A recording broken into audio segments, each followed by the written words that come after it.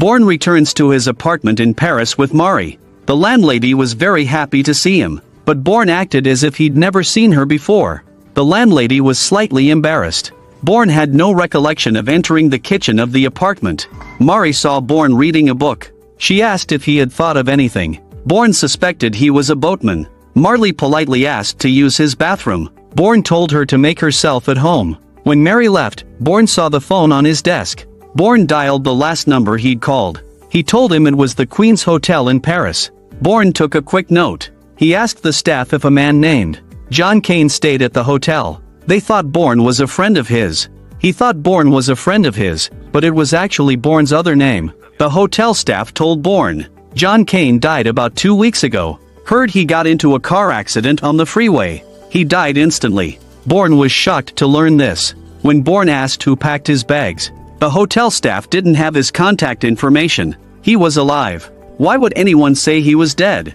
It was then that Bourne realized that someone was trying to kill him. Suddenly, he realized the danger he was in was imminent. So he ran into the kitchen and grabbed a knife. He started checking every room. When Marley came out, he dropped the knife. He didn't want Marley to be as nervous as he was. But Marley could tell something was wrong with him. Bourne pretended to be fine, but the tension was written all over his face. As he approached the window, suddenly a killer fell from the sky. It startled Marley. Luckily, Bourne was able to grab his gun. The two of them started to fight. Obviously, the killer was no match for Bourne. He knocked him down in 2 rounds. The killer was so angry that he had to use a concealed weapon. Bourne was able to take advantage of the situation. He couldn't be soft on this sinister assassin. He picked up a ballpoint pen on the table and used it as a weapon. The killer thought he had the upper hand. But when he got close to Bourne, he was stabbed in the arm. Bourne didn't give him a moment's respite. The killer was helpless. After a few moves, the killer was on the ground.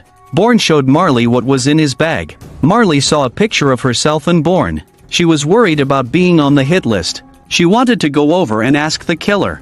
Bourne pushed her away. He knew that every second she stayed here was a dangerous moment.